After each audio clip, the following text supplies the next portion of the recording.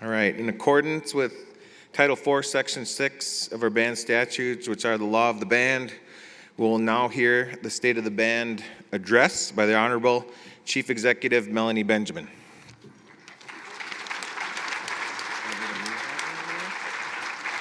Yeah, let's try it. I'm gonna sit down on it, otherwise I'm not.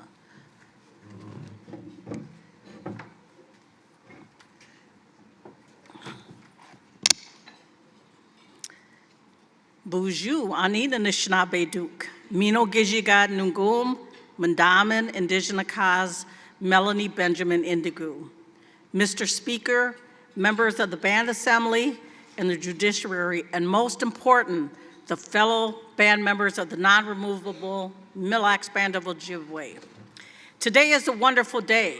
For the first time since the pandemic began, we are able to gather here for this year's State of the Band in person, and it feels good. Miigwech to Obazan for speaking on our behalf so we can begin in a good way.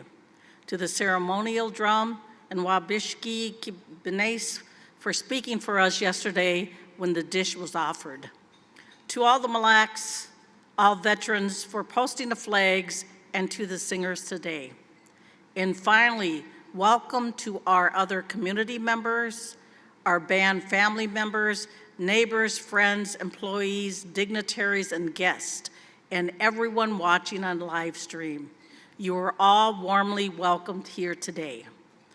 By band statute, the Chief Executive must provide a report on the state of the band to the Band Assembly on the second Tuesday of January each year. This report is meant to inform the Band Assembly of our work from the past year and our goals for the future. When I attended my first State of the Band address in 1990, there were only about 100 people in the room. And that was a lot for a government gathering. All across departments, we had only about 80 employees back then, and our meal was potluck. It was possible for Chief Executive Gabo to provide details about all areas of the government in about 30 minutes. But what was unique about Art is that he delivered the whole State of the Band address in Ojibwe. Today we have about 800 government employees instead of 80. They are hardworking, devoted people, so there is a lot to report on about our band. On your tables, you will find a copy of our annual report of the State of the Band. This report is 73 pages long. If I were to tell you about all the information in this report, it would take exactly 511 minutes, or about 8.5 hours. So sit back, get comfortable, and maybe we'll be home by 7 p.m. Of course, I'm not going to keep you here all day, but I want to be clear that it is not possible for me to summarize all of our work from 2022. It even isn't possible to just summarize the highlights. Instead, the State of the Band report includes detailed information about much of the work we've been doing in the executive branch. So at this time, Mr. Speaker and honorable members of the Band Assembly, I hereby submit to you for the official record the 2022 annual report of the State of the Band. I urge the Band Assembly to carefully study this report with a fine-tooth comb because it tells the story of how each dollar you appropriated for the executive branch in 2022 was used to benefit band members. And it lays the foundation for how we will move forward in 2023. The commissioners and I will be happy to discuss this and answer any questions at any of our next meetings, 3 branch meetings, whatever. And band members, I invite and encourage you too to please take this report home and read it carefully so that you have all the information you need to know about the work done on your behalf and all the opportunities available. Today I will limit my remarks to information about the state of our band that you will not find in the written report. In many respects, the state of our band depends on the state of our nation. Inflation, COVID, food insecurity, affordable housing, racial equity, voting rights, and the national opioid epidemic. These were all things our country is facing that directly impacts our band. The state of our band also depends on the state of the band members and how you all contribute to our band. I will highlight some of your great work today as well. Federal and state elections also impacted our band. Minnesotans have once again voted for Tim Walz and Peggy Flanagan as our governor and lieutenant governor, for Keith Ellison as our attorney general, for Julie Blaha as our state auditor, and Steve Simon as our secretary of state. I did want to mention that I had the honor of nominating Julie at the state convention this year, so I was very proud to do so, and I'm glad she won. Miigwech, Auditor Blaha, and Secretary Simon for being with us today. I have said this many times, but I'm going to say it again. Of all the governors and state leaders I have ever worked with, going back to the late 1980s, I have never known any administration to be this supportive of tribal rights and true partners with tribes as this state team. Chi Miigwech. Joe, hand me my water. I also want to thank our federal officials, President Biden, Vice President Harris, and their Director of Tribal Affairs, Pauwi Rivera. Thank you to Senator Klobuchar, Senator Smith, Congresswoman McCollum, Congressman Stauber, and the rest of our delegation for your wonderful support. There have been changes at the federal level, with the Republicans taking control of the House of Representatives and the Senate taken over by the Democrats. The chief executive at Mille Lacs is charged by band statutes with conducting external relations with all other governments, which is the most time-consuming duty of the position. While the political parties have changed, our goals remain the same, which is to work with both political parties and the independents to get as much done for our people as we can. When our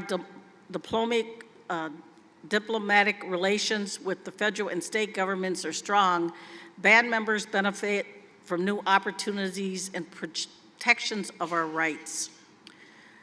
The year ahead will be a time of rapid change as tribes everywhere deal with new problems, old problems, and unmet needs. Because we can thrive in a world of change if we stay true to our values and are ready to face any challenge. All challenges must be faced together squarely and with courage. I pledge to you that we will meet these challenges with the best that is in us. 2022 was a year of recovery for our businesses, which have remained competitive. Our economy grows stronger every day. We have a record number of band members in leadership positions in our businesses, like Wabanabe, where about half the employees are Mille Lacs band members. Muckwa Global, our government contracting arm, has tripled its revenue and landed their biggest contract yet, which will support more growth. And our latest venture, SlotCo, has contracted with its first tribal casinos, and several others are in the pipeline. The Mille Lacs Band does not have a tax base like other governments, so our government is dependent on revenue from our businesses, federal contracts, state contracts, and grants. With Senator Tina Smith and Congresswoman Betty McCollum fighting for the Minnesota Chippewa Tribe bands, we were relieved to receive a fair allocation of American Rescue Plan and COVID relief funding. Chi Miigwech to Senator Smith, who always fights for the Mille Lacs Band members and is here today.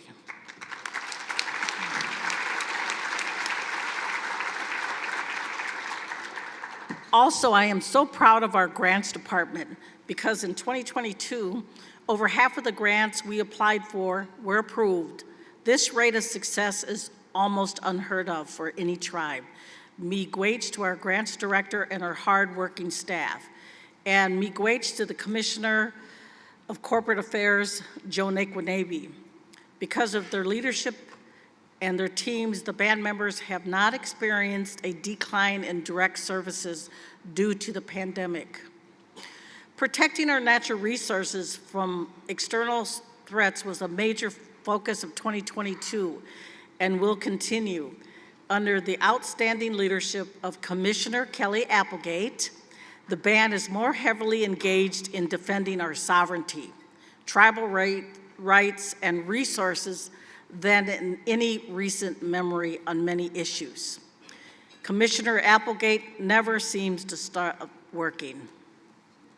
There is one project that band members need to pay close attention to. There is a proposed nickel mine near Tamarack, just 1.3 miles away from our band lands near Round Lake in District 2. Nickel mining is a major threat to the environment. The practice has a consistent record of harming water quality in water-rich places, exactly like the area where the proposed mine is located. Aiken County is one of the wettest areas of Minnesota.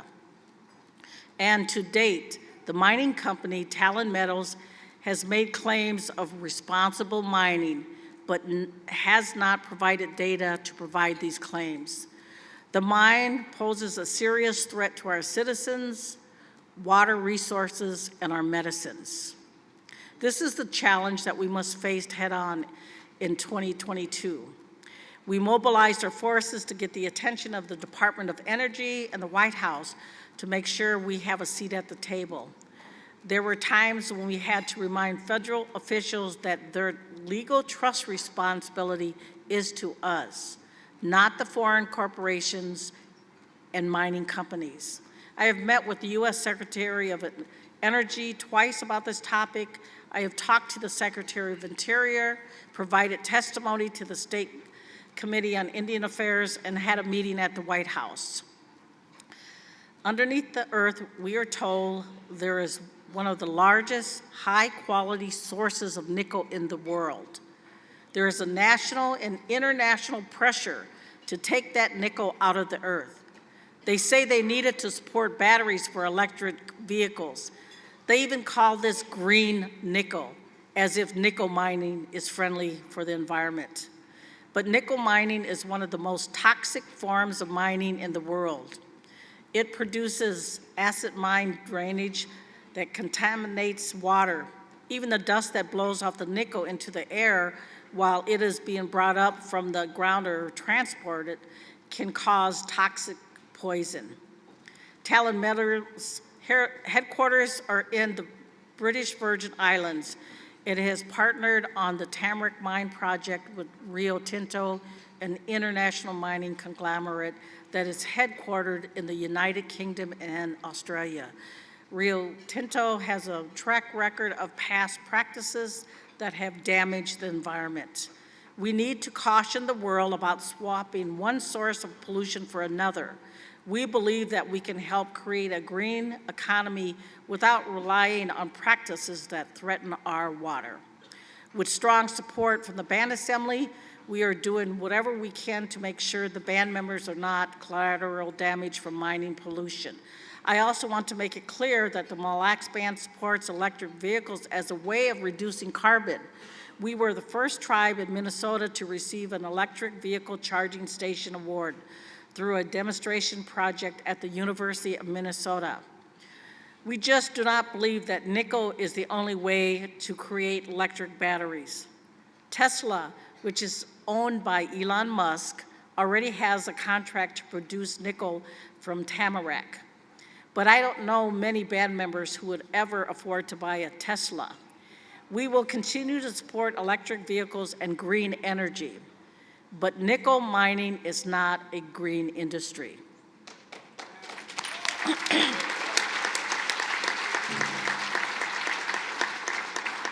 We are also doing our part to fight climate change with renewable energy. Our latest efforts include a solar energy project that was installed at Grand Casino Hinckley last year. This project will save over $3.3 million in energy costs and reduce carbon dioxide emissions.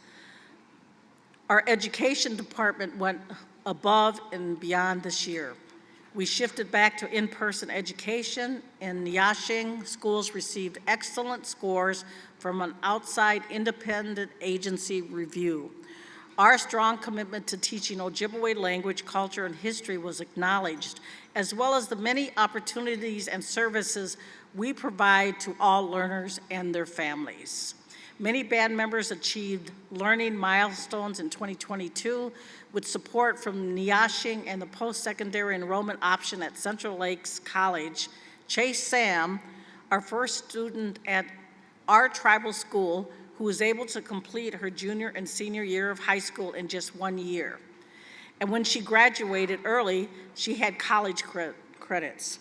Chase is also a very talented artist.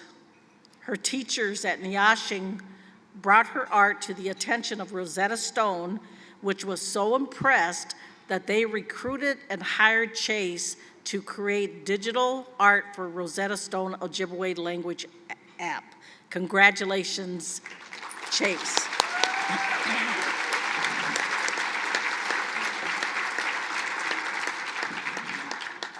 The Anji program, which is our 477 program, also played a big role in education this year. 40 of our youth in Anji made the honor roll, 16 graduated from high school, and 8 started college. Through our education program, 113 students are receiving scholarships from the band, including 69 band members and 44 descendants. Many are doing great things. While studying at the University of Minnesota, Alicia De La Cruz heard about the fellowship with the Bell Museum of Natural History, which was seeking artists for their program. Known for her beautiful beadwork, Alicia found the courage to apply for the fellowship.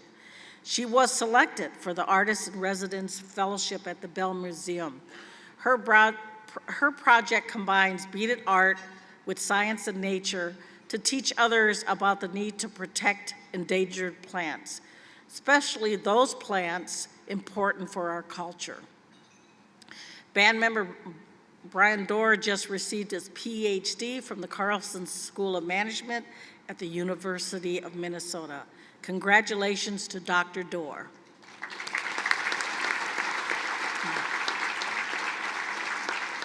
Both Tanya Stewart and District 2 Representative Wendy Merle achieved their master's degree in business administration. Both of them now have 2 master's degrees. And our 3 band member attorneys continue to make valuable contributions to the band. Eric Robertson and Sinjin Kanasatega are both members of our Legal Services Board of Directors. And Sarah Oquist is the chair of the Woodlands National Bank.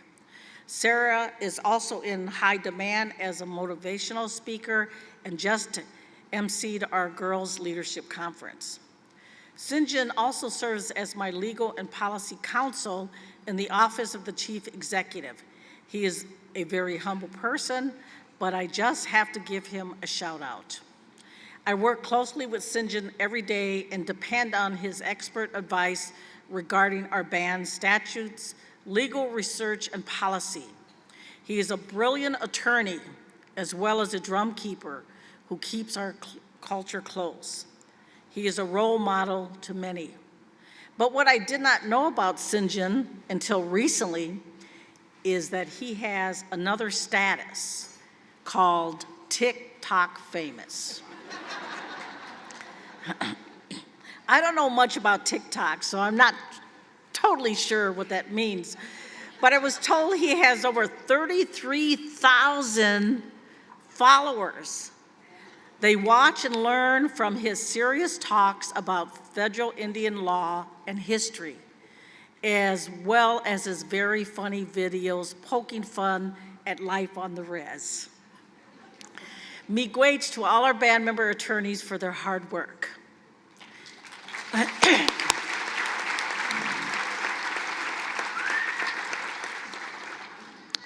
Our band is fortunate to have so many talented, intelligent people as band members.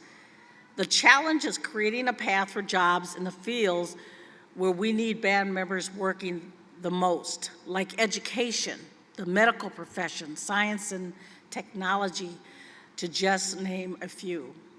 Several years ago, I challenged Corporate Commissioner Joe Naquanabe to create a strategic plan to increase band member leadership in our businesses. At that time, only a handful of band members were in key leadership positions at the Corporate Commission. He put a plan together to grow our own leaders through professional development, supporting their education, and creating opportunities for our youth to observe and learn about running our businesses. That plan worked, and it's still working today. Today, more band members are in leadership positions than ever before. I commend Commissioner Naquanabe for making that happen.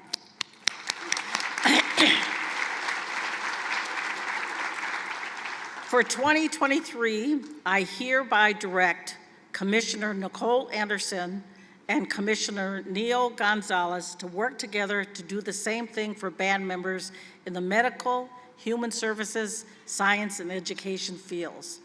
We have a Mille Lacs blueprint that can be used as an example because it worked at corporate.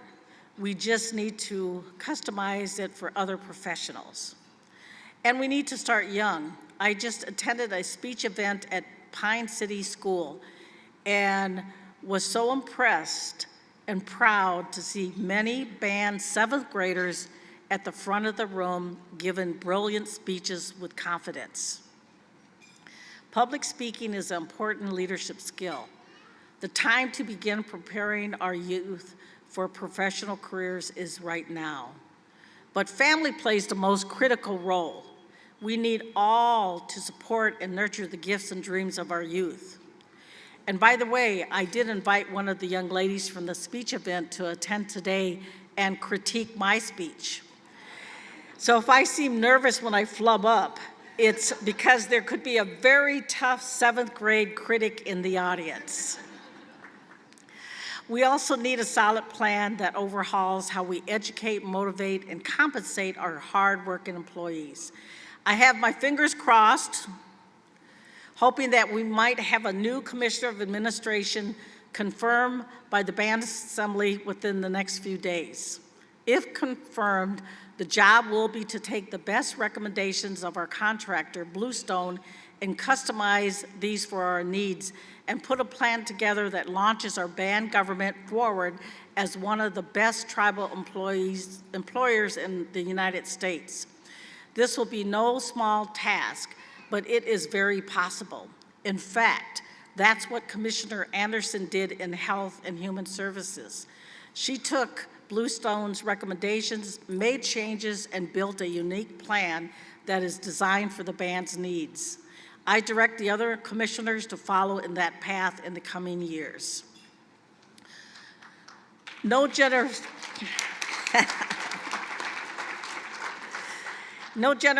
was more impacted by COVID-19 than our youth.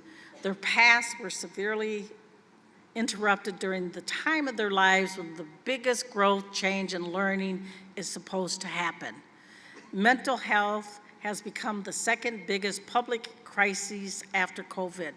Throughout Indian country, a majority of Native youth have struggled with depression and anxiety. In a local study, 50% of Native youth in Mille Lacs County and 67% in Pine County have experienced depression or anxiety. This is not an easy topic to talk about, but we must, because it is a crisis. There are many ways we can help our youth as a government, community, and as families, but sometimes professional mental health support is what is needed to save lives.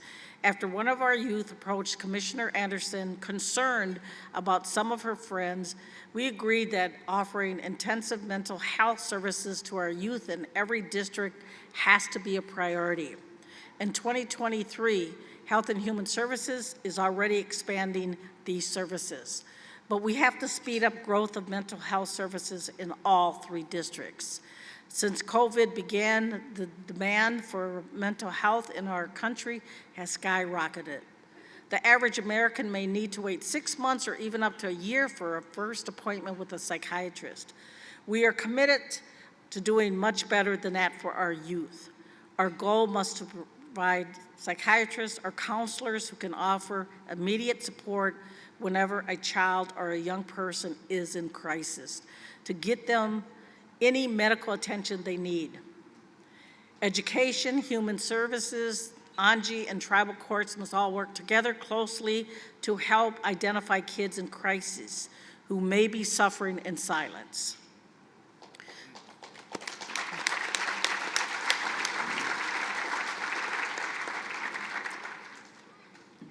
Recognizing this crisis, we worked very hard in 2022 to increase youth outreach in almost every area. Last year, I announced that I had been working with a group of youth to plan a youth leadership conference designed by young women for young women. With the support from Corporate Ventures, this conference was a huge success. It was called Finding Your Oshiki Gikwe Superpower. The purpose was to help girls discover their talents and choose a good path for their life's journey. Over 160 band youth participated. The first year we kept it for the Mille Lacs band members, but we did have a couple of women that heard about it, and they came from St. Croix to attend, and that was Eileen Skinaway and her daughter. And they are looking forward to the second event. The day was packed with events and breakout sessions with inspirational speakers, such as Lieutenant Governor Peggy Flanagan. There were breakout sessions about how to write your own music, create your own video game, and sewing ribbon skirts. Miigwe to our youth committee members who worked so hard to plan this conference. Shaylin Decora, Aaliyah Hill, Mercedes Masquatis, Jalen White, Roland Benjamin, Adonis Benjamin, Joycelyn Skinaway, Tammy Gabo, and Angelique White. And of course, well, yeah, let's give them a hand. We have some of them here.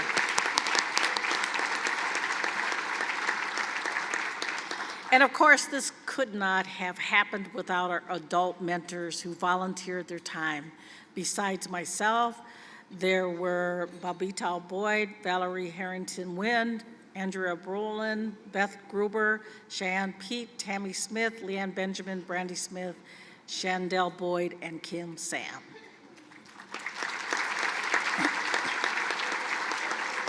Miigwech to you all, you made a very impact on 160 youth. Mille Lacs Corporate Ventures put a new focus on Youth Ambassador Program. 120 youth worked for our gaming entities, giving them opportunities to explore careers and build skills for their professional life. It also gave corporate staff a chance to listen to and to learn from our youth. Mille Lacs Corporate Ventures also created a youth intern program. In ANJI, nearly 500 youth participated in our youth services program, so many camps, events, sports, and activities were offered. Financial incentives were created for youth, recognizing the awards, honor rolls, and letter grade improvements that ANJI youth earned. 110 youth participated in culture and language classes through ANJI.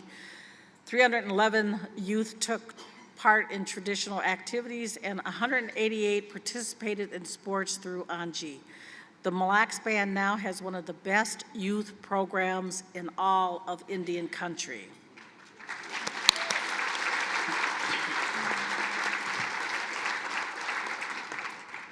ANJI has been a game changer for not just our youth, but also the adults who are served. There are 72 other tribes in the United States that operate 477 programs like ANJI. Every year, the federal government chooses one program for a national award for excellence. In 2022, of these 72 tribes, the Bureau of Indian Affairs nominated our ANJI program.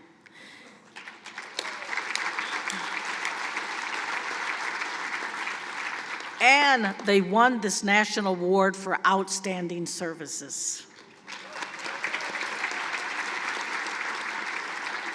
3 years ago, our 477 program was in need of attention. Just 3 years later, we are the best in the nation. Miigwech to Bobby Tao Boyd, Tammy Wickstrom, the Angie staff, and everyone who has any involvement with Angie for your dedication, hard work, and devotion to our kids. I also want to thank our Education, Human Services, and other staff who work with our youth. You all work around the clock, sometimes at the expense of your own health and personal lives. We are very grateful for all that you do.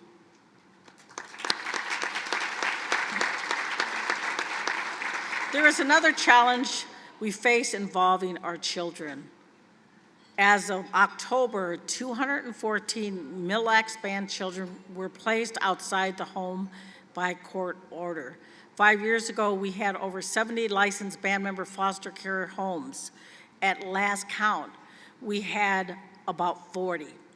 Only about 1/2 of these homes have children placed because the remaining homes are only licensed to take in relatives. The majority of the homes without children are licensed for relative care only, or have already received guardianship of relative children. Right now, there are very few band foster homes that can take in a child who is not a relative. This means that our children are being sent to other homes outside the band or even in facilities. For our oldest generation of band members living today, there were boarding schools that stripped our children of their culture, identity, and caused generational trauma. Today, our youngest generation face a similar loss of culture when they are sent to foster homes outside of the band. This is not a problem our band government can solve. I'm asking every band member to look inside your heart, your home, your family, and your time, and to think about whether you might be able to open your home to a band child in need who has nowhere to go except outside of our community. The whole part of the Indian Child Welfare Act was to empower tribes to keep Indian children in our communities. That only works if the community has homes willing to take the children in. This is a major commitment for any family to make, so I also want to take the moment to thank the band families who provide foster care today. You are the true heroes of our children and our band. Chi Miigwech.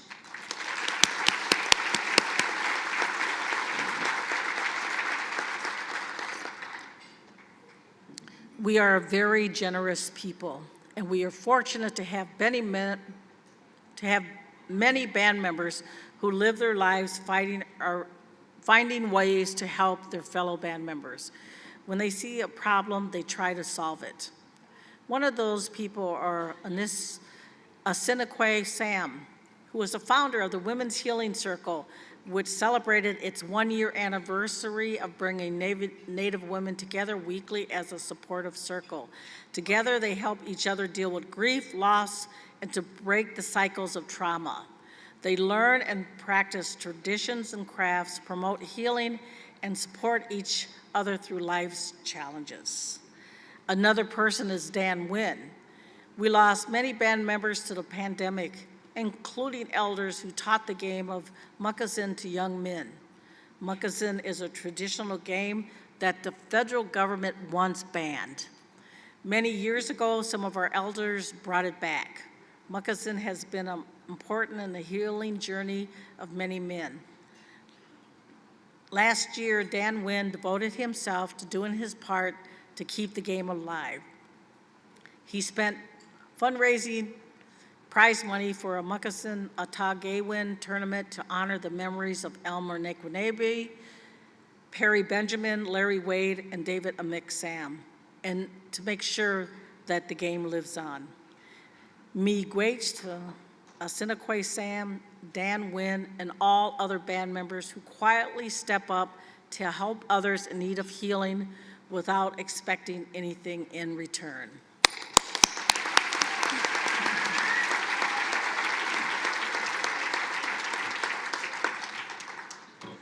In community development, our focus has been on addressing our housing shortage. In 2023, we can expect housing and structures that are more accessible for elders and those with disabilities.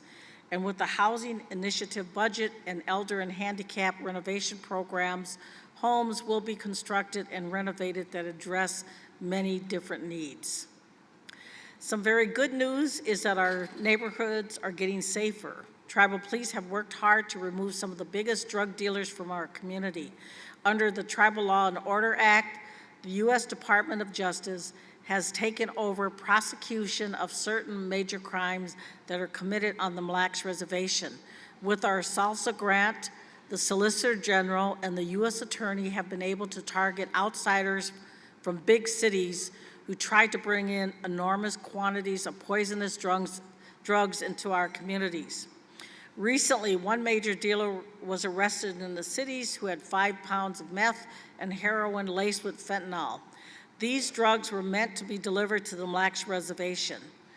With just that one drug bust, about $200,000 of drugs that kill people were stopped from coming onto our homelands. Miigwech to the tribal police.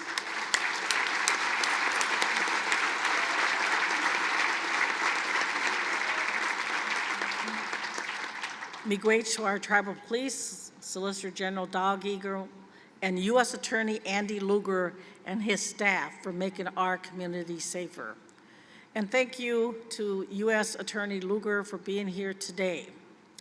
In 2023, a major public safety priority for the band must be to continue investing in neighborhood safety by increasing street lighting in all districts, which I also asked the band assembly to support. As our housing director, Dan Boyd, has been saying, we need to light up our communities. Communities also become safer when our community members and youth have a place to gather. With our beautiful new community center now open in District 1, it is high time that we call it something besides the new community center. Under our band statutes, one duty of the chief executive is to serve as legal custodian of all band property. I am happy to announce a contest for naming the new community center open to District 1 band members of all ages. You will find details about this in the next band newspaper.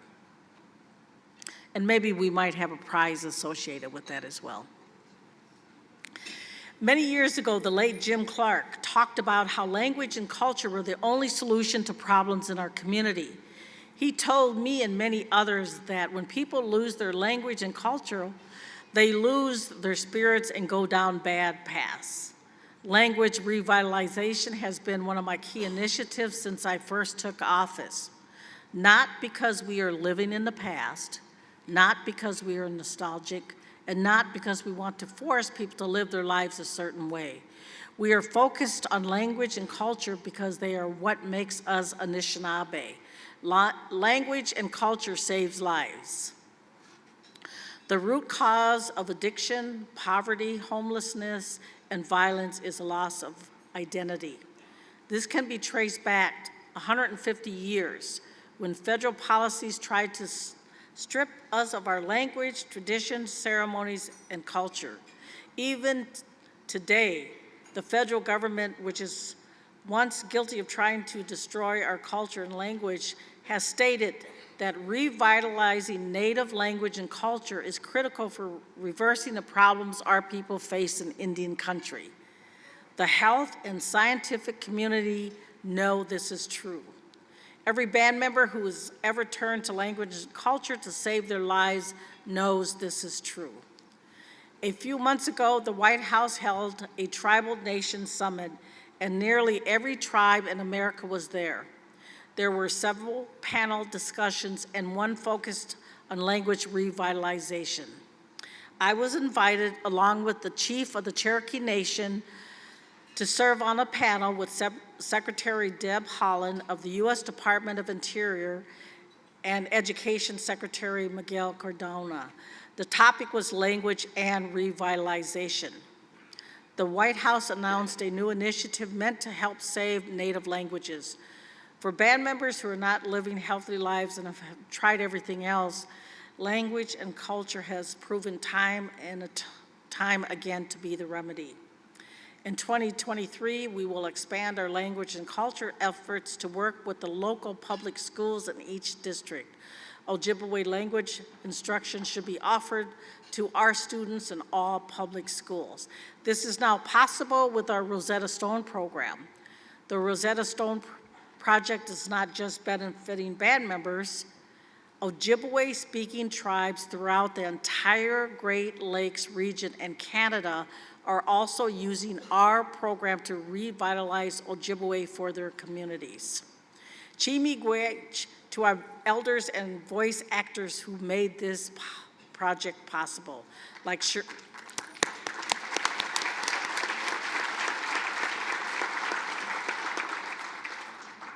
some of the elders are Shirley Boyd, Joe Nikwanabe Sr., Betty Sam, Bill Primo, Carol Nickelboyne, and every other band member who helped with this project.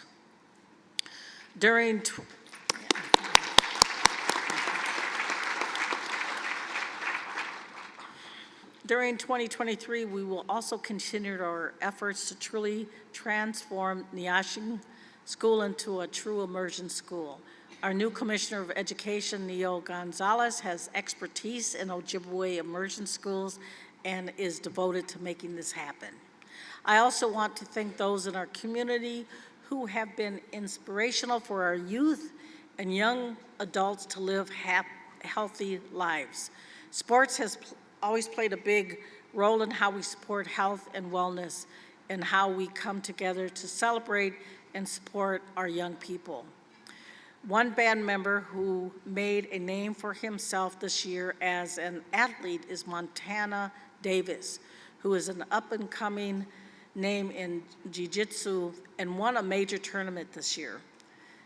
Montana tried the sport, fell in love with it, and with training and commitment, he is excelling as an athlete. Congratulations, Montana.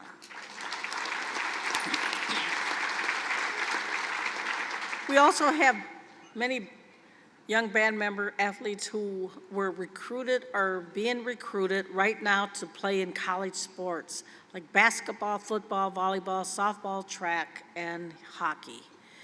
And we have many band member coaches who use their free time to support our youth. One band member who made a name for himself as a boxer when he was young is the District 3 representative, Harry Davis.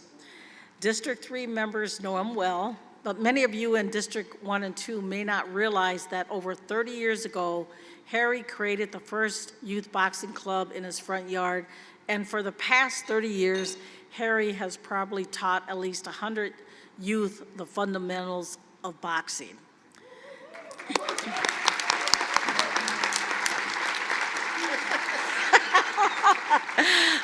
He continues to lead the youth boxing club to this day, quietly coaching and inspiring our kids in District 3 at the Davis Gym, where they learn about the commitment, hard work, and pride in themselves.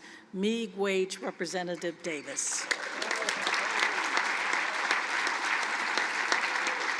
I want to also acknowledge Representative Virgil Wynn's commitment to our youth and education.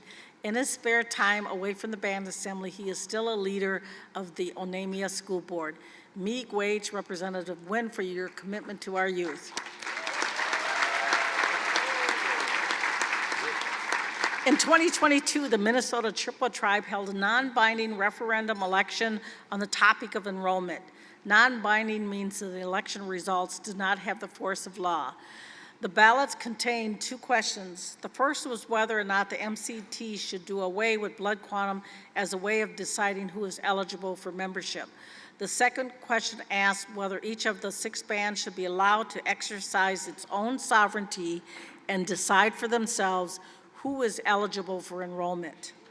A majority of the MCT voters answered yes to both questions. But again, this was a non-binding referendum election. But on November 23rd, the MCT received final approval to hold a secretarial election about enrollments that will have binding results. This is huge news. It is possible this election could happen as early as May of 2023. So we need to prepare. The Minnesota Chippewa tribe is using addresses from enrollment offices for sending out ballots. If you did not receive a ballot in the last election, there is an enrollment table outside this room. Please check with enrollments as soon as possible to confirm whether they have your correct mailing address. I also want to thank our Mille Lacs Band delegates who have put so much work in this process and conducted hundreds of hours of researching the Minnesota Chippewa tribe and our band's relationship with it. They have been calling for the creation of a sovereignty commission. There was a good effort by the Band Assembly to add a sovereignty commission to our statutes, but for several reasons, the bill did not move forward. To simplify the process, I have an executive order prepared creating a sovereignty commission for band members to continue this research and provide recommendations to the band. A public meeting will be held for all band members on this topic. There are times of emergency when a nation and its leaders must bring their energies to bear on a single urgent task. That was the duty our leaders faced in 1837 when they secured our rights to hunt, fish, and gather on millions of acres of land ceded to the United States. And that was the duty of our leaders in 1855 when they secured our reservation on the Mille Lacs Lake as our permanent home. And that was a duty our people faced from 1863 to 1925, when despite massive threat of our timber and our land, and then the burning of our villages by the Mille Lacs County Sheriff, many band members refused to abandon our reservation. And we became known as the non-removable Mille Lacs Band.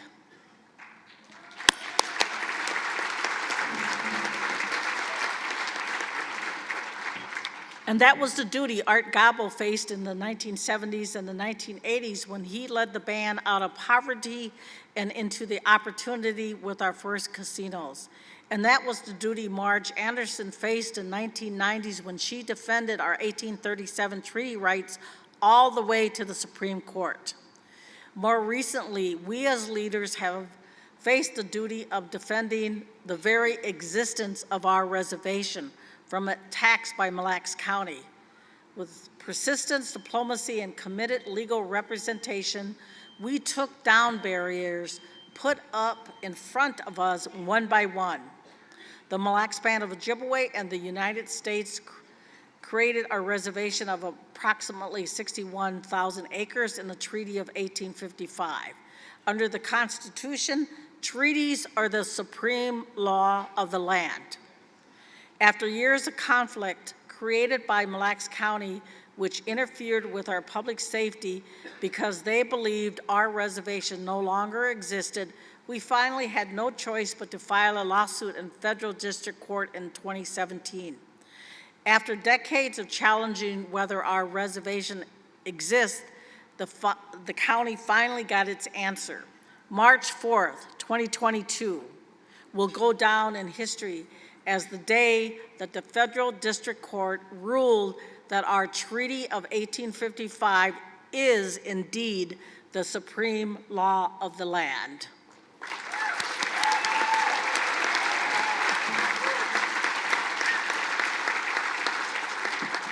The Mille Lacs Reservation boundaries remain exactly as they were promised to us. If you have not read Judge Susan Richard Nelson's decision, I highly recommend it. So much of our proud history is in the pages of that decision. There is one story that really caught my attention. One of our leaders, Shabashkung, repeated the story of President Lincoln's promise to us. Shabashkung said that President Lincoln told the Mille Lacs leaders to sit quiet where you are. What that phrase, sit quiet, meant was be peaceful. Shabashkung said these words. We were told this was because we have always been quiet and peaceful. They told us we might stay here 1,000 years if we wish to. For 10 years, we will sit quiet here, and then for 100 years and for 1,000 years. And if there be even one Mille Lacs living, then he will stay quietly by Mille Lacs. Our ancestors refused to leave. Shabash Khan and other leaders fought for our homelands their entire lives. In 1970s, a tribal elder named George Bodowski gave a copy of Kapler's treaties to Chief Executive Arthur Gabo and DNR Commissioner Don Wadle. George had marked a page with the Mille Lacs Band's rights under the treaties of 1837 and 1855. He knew they still existed. Chief Executive Gabo promised George that he would continue to fight of our ancestors to have our rights recognized. I worked for Art Gabo and Chief Executive Marge Anderson. When Mille Lacs County began attacking the existence of our reservation in the 1990s, we all knew that our jobs was to fight to preserve the reservation promised to us in our treaties, just as our ancestors had done. Mille Lacs Band members did stay for 10 years, and then for 100 years, and now we are going into another 100 years of refusing to leave, and we will remain for another 1,000 years or more. These are our homelands now and forever.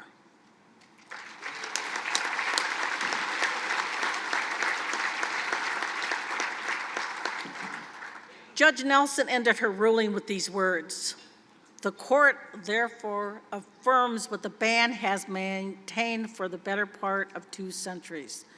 The Mille Lacs Reservation's boundaries remain as they were under Article 2 of the Treaty of 1855. It is possible that the county will appeal this decision to the U.S. Court of Appeals. Time will tell. This means we may need to keep fighting for our homelands. Every generation has a defining point. For our generation, it was the fight to defend our homelands. We will never give up."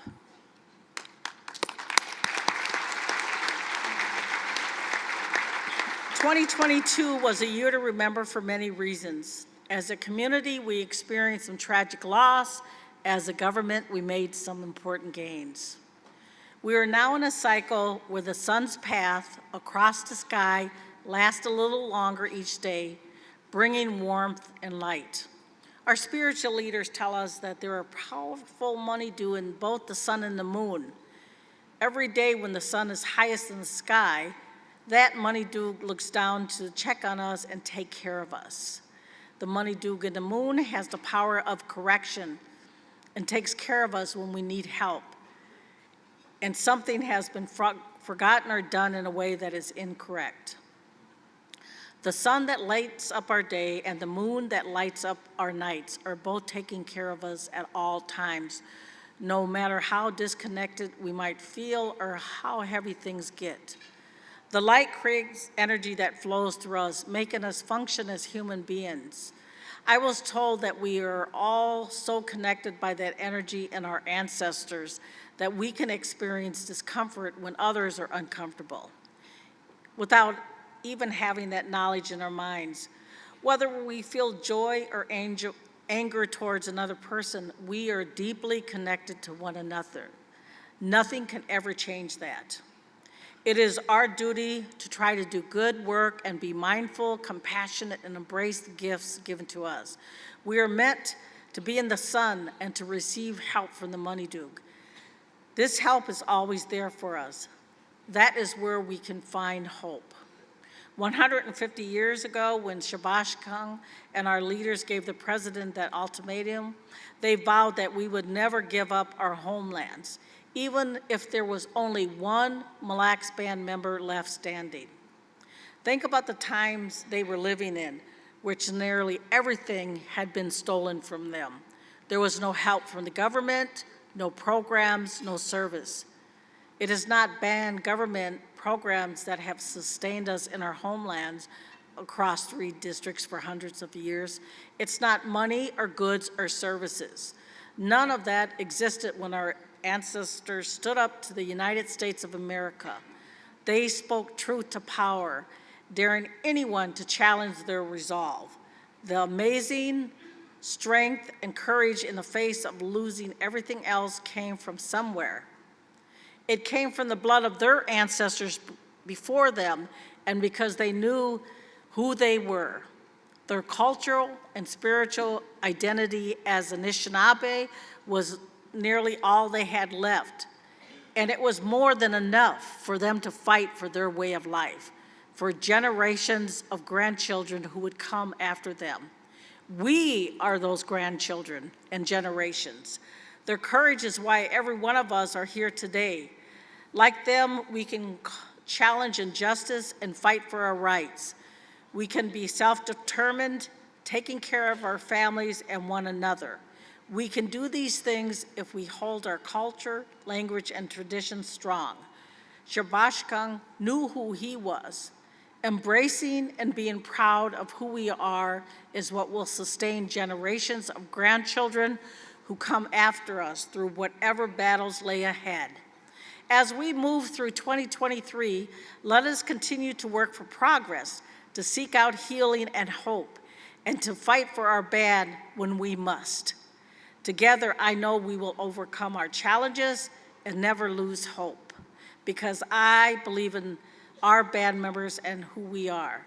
You are beautiful, strong, and courageous people who have the blood of warriors. You have the gifts that were given from the Money Duke, who are there for all of us all the time. Together, let us walk together in the future with hope in our hearts, with the protection of our culture and courage of our ancestors. Working together, we will create the better future we all seek for this generation and the next to come. Miigwech.